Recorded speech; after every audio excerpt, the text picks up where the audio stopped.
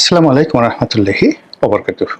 সম্মানিত দর্শক, এই মুহূর্তে বাংলাদেশের রাজনৈতিক কর্মকাণ্ড করতে পারবে না এরকম বাধা নিষেধ বা বিধি নিষেধ রয়েছে আওয়ামী লীগের ওপর। অন্যদিকে আওয়ামী লীগের যে ছাত্র সংগঠনটি রয়েছে বাংলাদেশ ছাত্রলীগ, এটিকে একটি নিষিদ্ধ সংগঠন হিসেবে সরকারের পক্ষ থেকে ঘোষণা করে হয়েছে।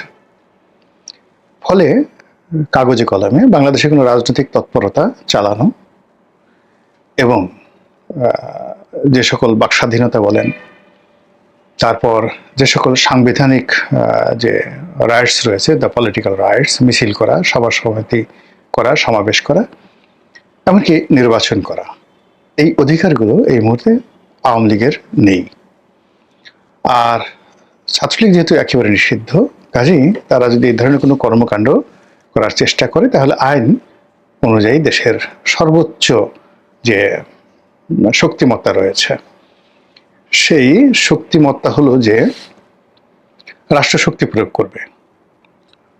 এখন সেই শক্তি প্রয়োগের নমুনা কেমন হতে পারে তার একটি ঘটনা আপনারা দেখেছেন যে চট্টগ্রামের একজন শীর্ষ পুলিশ কর্মকর্তা, সম্ভবত চট্টগ্রাম মেট্রোপলিটন পুলিশ কমিশনার, তিনি ওয়্যারলেসে যে নির্দেশনা দিয়েছেন তার অধীনস্থ কর্মকর্তাদেরকে, ওটা এখন রীতিমতো ভাইরাল হয়ে পড়েছে।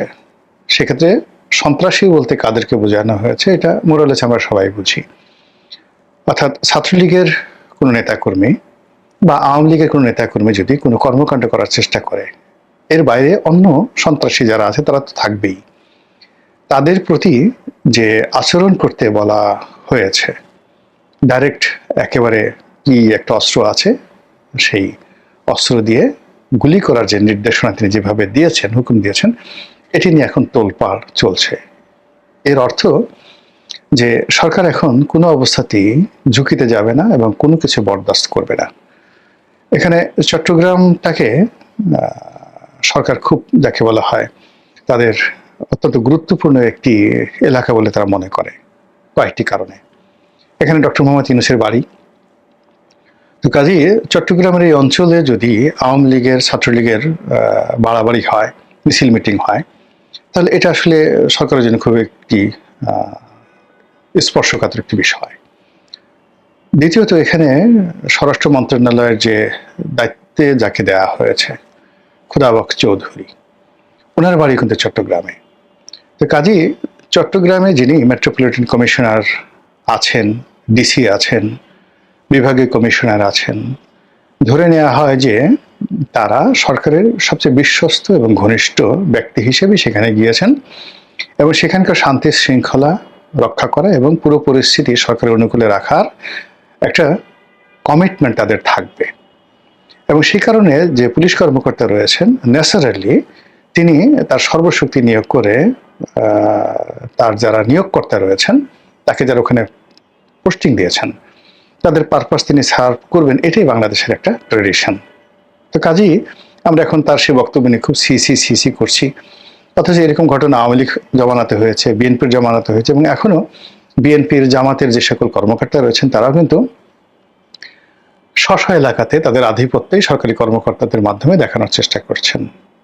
এরপরে যেটি আছে সেটি হলো চট্টগ্রাম এবং তৎ সংলগ্ন যে অঞ্চল, সেখানে জামাতের একটা ব্যাপক প্রভাব রয়েছে, বিশেষ করে চট্টগ্রাম শহরে।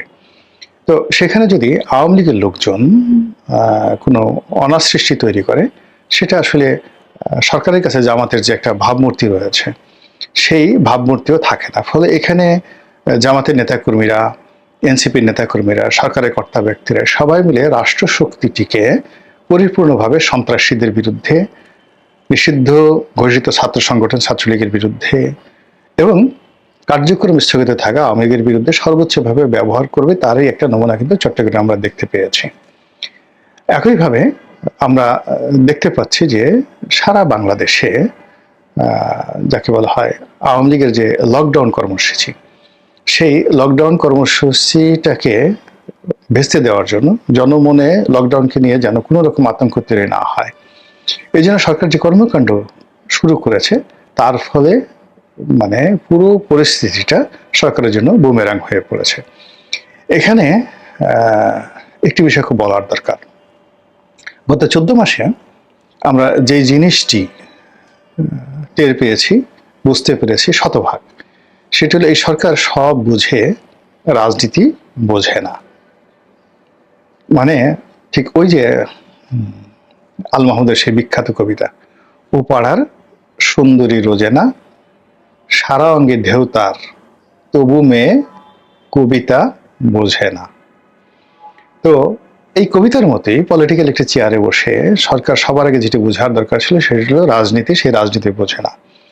ফলে কি হলো, এই সময়টিতে একটি যাকে বলা হয় মানে অগ্রহণযোগ্য একটি তথ্যগত ভুল, কিংবা ধরুন একটা বোগাসবো প্রকৃতির থ্রেট, এটাকে সরকার যেভাবে নিজ হাতে ম্যাটেরিয়ালাইজ করছে, নিজ হাতে এটাকে একেবারে মশলা দিয়ে মাখাচ্ছে, পাকাচ্ছে, কাবাব বানাচ্ছে, উপাদেয় খাবার তৈরি করে আওয়ামী লীগের মুখে তুলে দিচ্ছে। আওয়ামী লীগ তো মহা খুশি। এর কারণ হলো, আপনাদের একবার মনে আছে যে বিএনপির জমানাতে আব্দুল জলিল সাহেব সে একটা ট্রাম্প কার্ড ঘোষণা করেছিলেন। এটা বোকাজবো ছিলেন, এবং এটা শেখ হাসিনা নর্মালি মজা করার জন্য তিনি বলছেন যে আমি তো বলিনি, আমার সাধারণ সম্পাদক একটা ট্রাম্প কার্ডের কথা বলছে, এতেই মানে সরকার মানে বিএনপি সরকার মানে মানে তছনছ হয়ে যাচ্ছে, আমি ঘোষণা করলে কি হতো। এবং ওই দিন দেখা গেল যে অনেক বড় পত্রপত্রিকাগুলো যারা সরকার সমর্থক তারা প্রচার করা শুরু করলো, ওই দিন এটা হবে, 10 লক্ষ লোক ঢাকা শহরে আসবে, ওই এনজিওর মাধ্যমে টাকা দেওয়া হচ্ছে, ইত্যাদি ইত্যাদি। পরে ঘটনার দিন দেখা গেল যে 500-600 লোকও শহীদ মিনারে আসলো না। এইরকম এখন এই যে লকডাউন যে কথাটি প্রথমে জাহাঙ্গীর কবির নানক বললেন যে 13 তারিখে লকডাউন, তো 13 তারিখে লকডাউন কেন দেওয়ার কথা হয়েছিল, যে ওই দিন একটা আদালতের রায় ঘোষণা হবে শেখ হাসিনার বিরুদ্ধে ইত্যাদি বিষয়ে আদি নিয়ে। এখন এটা আসলে আমার কাছে মনে হচ্ছিল যে এইভাবে লকডাউন কথাটা অতটা ভেবে চিনতে বলেনি, হয়তো শাটডাউন যাকে বলা হয় বলার চেষ্টা করেছিলেন, কিন্তু মুখ দিয়ে লকডাউন বের হয়ে গেছে। এমনি ইদানিং বয়স হয়ে গেছে জাহাঙ্গীর কবির নানক সাহেবের, তার কথায় জড়তা আছে, আর তিনি এমনি আসলে সভা মঞ্চে ভালো বক্তব্য করেন, কিন্তু টেলিভিশনের সামনে তারপর ক্যামেরার সামনে ওইভাবে ভালো মতো সাজিয়ে গুছিয়ে কথাবার্তা বলতে পারেন না। ইংরেজি উচ্চারণ যথেষ্ট দুর্বল আছে, আরবিতে একেবারেই পারে না। একবার এই যে পবিত্র ঈদুল আজহা, ঈদুল আজহা এই শব্দটি উচ্চারণ করতে গিয়ে তিনি যখন স্থানীয় সরকার মন্ত্রী ছিলেন, কি একটা কেলেঙ্কারি ঘটিয়ে ফেলেছেন, তিনি উচ্চারণই করতে পারেননি। তো তার এই উচ্চারণগত সমস্যা রয়েছে। তো কাজেই তিনি যে শাটডাউন কথাটা বলতে চেয়েছেন, আমার কাছে যেটা মনে হচ্ছিল সেটাকে বলে ফেলছেন লকডাউন। এই কারণে আসলে লকডাউন বলতে যেটি বোঝায় সেটা হলো আপনি ঘরে বসে থাকেন, আপনি গ্রাম থেকে ঢাকা আসবেন, তারপরে আবার ঢাকা থেকে আপনি বের হয়ে রাস্তায় মিছিল মিটিং করবেন, এটা আসলে লকডাউন বলে না। লকডাউন মানে আপনি যেখানে আছেন সেই জায়গায় থাকুন। তা আওয়ামী লীগ আসলে সেটা চাচ্ছে না। আওয়ামী লীগের যারা নেতাকর্মী তারা যে কাজটি করার চেষ্টা করছে সেটা হলো কমপ্লিট ঢাকা শহরকে শাটডাউন করে দিন, ঢাকা শহরকে বন্ধ করে দিন। কিন্তু এই যে তারা লকডাউন কথাটা বললো, এই কথাটা মানে সরকারের যারা লোকজন রয়েছে তারা এত সিরিয়াসলি নিল, তারা মোটামুটি লকডাউন ঘোষণা করে দিল যে লোকজন যেন ঘর থেকে না বের হয়। আমি 12 তারিখ বিকেলবেলা এই ভিডিওটি করছি, তো এই সময়টার মধ্যে সরকারের যে তৎপরতা দেখলাম, তাতে সরকার এই যেখানে যেখানে আওয়ামী লীগের লোকজন আছে সন্দেহভাজন, তাদেরকে ঝেঁটিয়ে শহর থেকে বিদায় করে তারপরে তাদেরকে ঘরে পাঠাতে চাচ্ছে। তারপর যারা অবাধ্য হয়ে রাস্তায় নামার চেষ্টা করছে তাদেরকে ধরছে, আর নিজেরা এমন হম্বিতম্বি করছে যার ফলে কি হচ্ছে, সারা শহরে সারা দেশে একটা ভীতি ছড়িয়ে পড়েছে। আমি গতকাল অনেক রাতে ঢাকা শহরে ঘুরেছি, দেখলাম পুরো ঢাকা শহর খালি, সন্ধ্যার পর থেকে খালি, রাতে তো বলাই বাহুল্য। আর আজকে এই যে সময়টাতে যে ভিডিও করছি, আমার অফিসের আশেপাশে বলতে গেলে সবচেয়ে ব্যস্ততম এলাকা পল্টন এলাকা, এখানে